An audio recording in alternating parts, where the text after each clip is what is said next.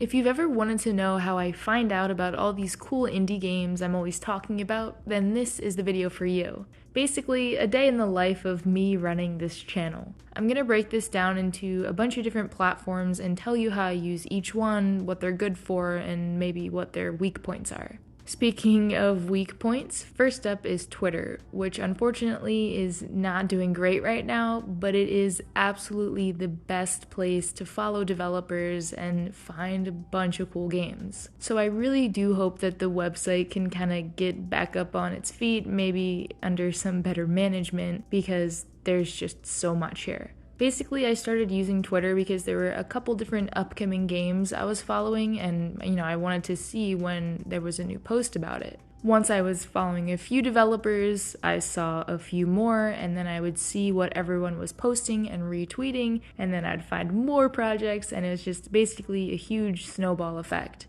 This can be a good thing because there's always something new to look at, and also a bad thing because you could end up spending a lot of your time just scrolling through, getting overloaded with content. So I definitely understand if you don't want to start using Twitter now, especially with what's going on, but a kind of hack to get around this is following other sources that do use Twitter to get some of their information from.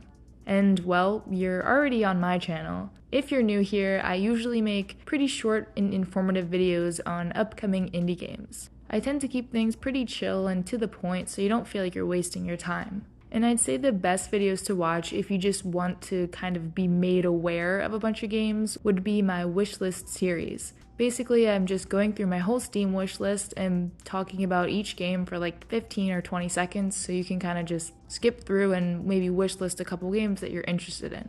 Of course, YouTube is a very big platform and there are lots of videos about lots of games, so these are just a couple other channels that I go to pretty frequently and end up finding some pretty cool stuff. Alpha Beta Gamer is one that some of you might already follow. They cover a lot of horror games, but also just a bunch of weird stuff, and I think you could probably find something that you liked even if you're not really into horror. They do tend to cover a lot of demos, early access titles, and maybe smaller games on itch, but it's a great place to go just to kind of be exposed to some new games. And by the way, I am going to link all of these channels down in the description for your convenience. If you're more interested in new releases and games that you can play right now, then I Dream of Indie Games is a pretty good review channel, and they do almost a new review every day of a bunch of different genres. Good place for indie games. And speaking of new releases, if you go to the itch.io page, there are lots of games that have released recently on itch.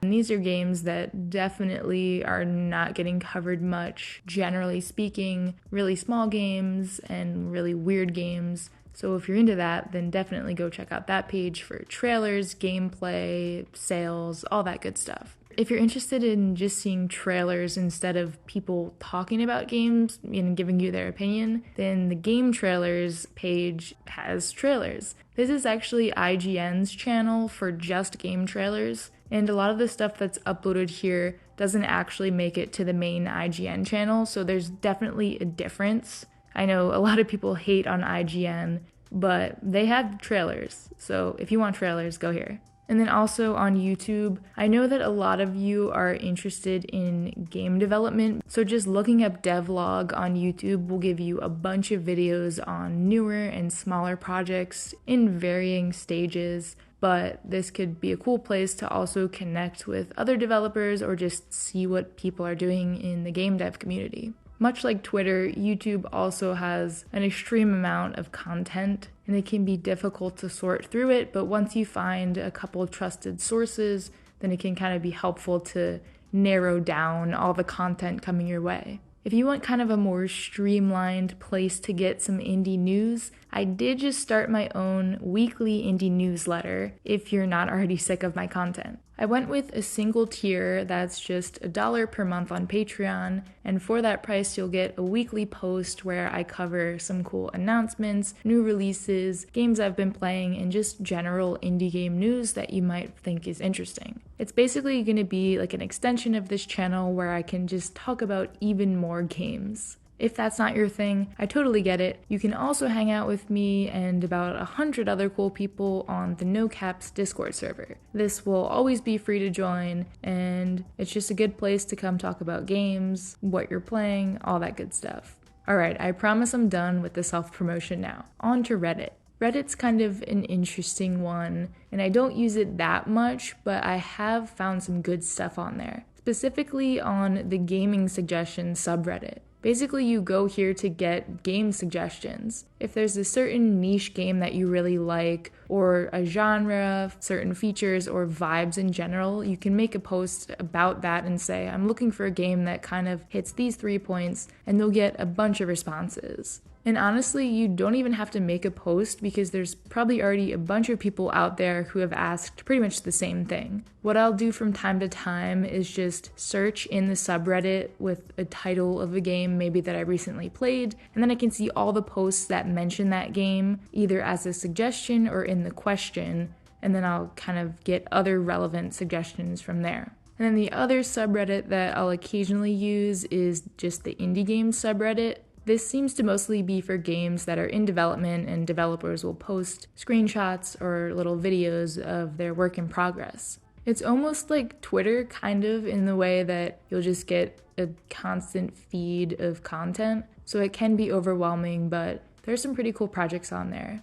Alright, last is Steam itself. I've saved this one for the end because it's both an amazing library with basically an infinite amount of games, but it doesn't do a very good job at marketing the majority of them to you. And that's because most people end up playing the same few popular games. So here's a couple places that you can kind of poke around on Steam. First is the new and trending tab, and then I think the new release tab.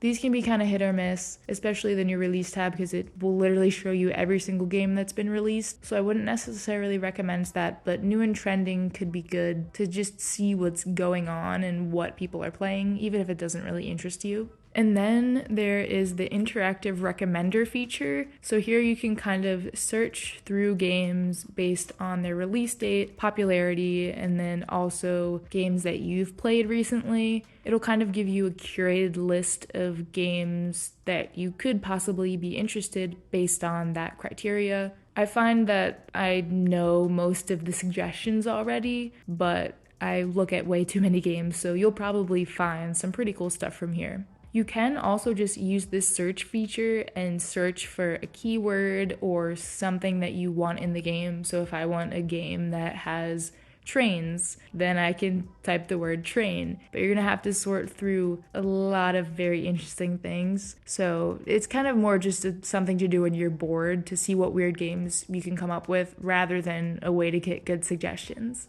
And last, which is what I find the best way to use Steam to find new games, is to look through other people's wish lists. So what I'll sometimes do is maybe I've played something recently or I'm looking at a game's reviews, and if I see a good detailed review and I kind of like the person's style, then sometimes I'll go to their page, and if their page is public, then I'll go to their wish list. It's hit or miss, sometimes people don't wish list anything, or sometimes they'll have like 500 games to sort through. So that could be a fun, interesting way to just see games that you haven't seen before and to stalk people, I guess. I don't know. But that was a look into my life and how I find games for this channel. But if I could give you kind of a summary of the best way to go about this is to find curators who do the work for you. And that's kind of what my goal is. Sort through all of the noise to find the coolest projects. So these could be